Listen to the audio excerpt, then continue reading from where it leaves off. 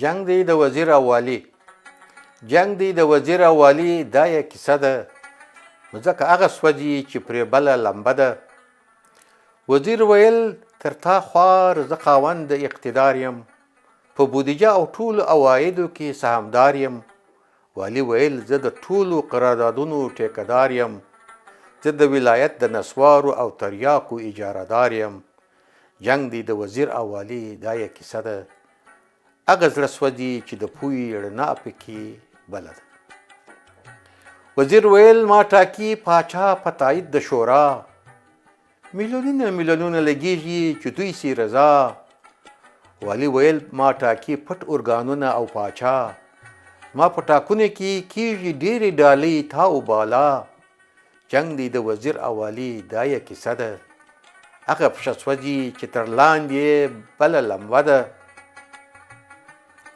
وزیر ویل ما ته په ښار کې لارې بندیږي، لذت د مرمیو کروزونونه راپسې کیږي. والي ویل زما امر د اوسپنې له کلا عملي کیږي، که راووځم 10,000 ټانکونه راپسې کیږي. جنگ دی د وزیر او والي دا یې کیسه ده، هغه سترګې سوځي چې د حیا پکې یوه ذره ده. وزیر ویل زه تر 10 میلیارډو ډالرو لرم ډېر ملکونه، په اروپا دوبۍ کې مې بې حسابه دي جایدادونه. والي ویل په دوبۍ کې دي یم امسایه مه کوه غمونه، په اشیای میانه کې ډېر لرم فابریکې او شرکتونه. جنگ دی د وزیر او والي دا یې کیسه ده، هغه ژبه بندیږي چې پکښې د یووالي نغمه ده. وزیر ویل ما کړي خپل ټول وزارت فوجي، ټول زما کارمندان دي د یوې ژبې او قامي. والي ویل زما اداره هم د له یوه سره ستمي، دلته نسته یو کارمند د ولایتونو پردي. جنگ دی د وزیر او والي دا یې کیسه ده، هغه لاس ماتیږي چې پکې د یووالي جنډه ده. وزیر ویل پوهیږې زما دا چوکۍ د ارسي، هم خیانت او فساد کوم هم جوړوم اړې. والي ویل دا زما اداره هم د ټوله قامي، که زه مړ شم زما زوی یا لور به وي والي. جنگ دی د وزیر او والي دا یې کیسه ده، هغه ملت مړ دی چې په دوی خوله پټه ده. وزیر ویل تر څو چې وي دلته ګلګل میري، وزیران به وي د مسلکي په ځای مصلحتي. والي ویل چې دا نظام وي دا یې د ستراتیژي، ما و تا غوندي نه اهلو دا وطن بربادوي.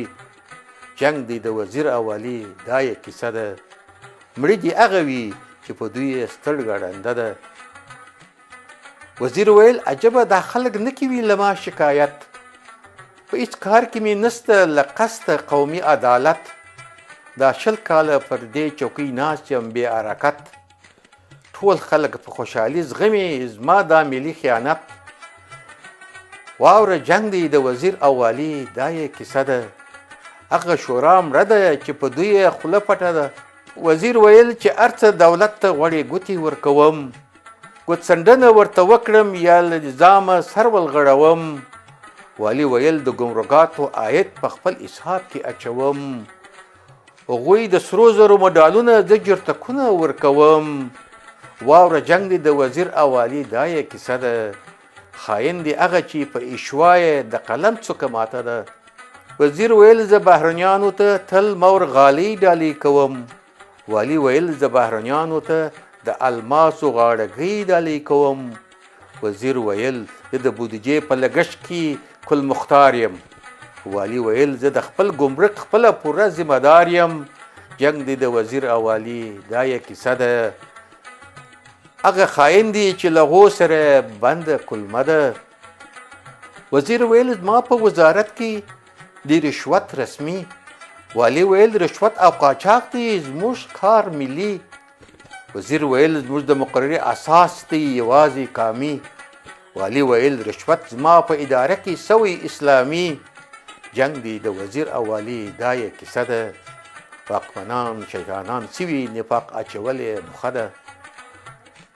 وزیر ویل والي ته لیوه ام ورور د سور سپي دی. والي ویل وجدان مو د ژوي اندام مو د سړي دی. دا مو مقاومتي وزیر، دا مو جهادي والي دی. دا پایله د دیموکراسي او نظام د مصلحتي دی. جنگ دی د وزیر او والي دا یې کیسه ده. د نفاق اچولو څخه موخه واک او پیسه ده. نظری اوس یې ګزوه په سپیتانه کې چالي ده. دلته نه شرم نه ایاسته شاباس په بې شرمي ده.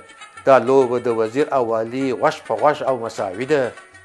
چورت ووه دا د څه ډول سپین سترګو پاچاهي ده. جنگ دی د وزیر او والي دا یې کیسه ده. واوره دا زموږ د مشرانو د ژوند یوه صحنه ده.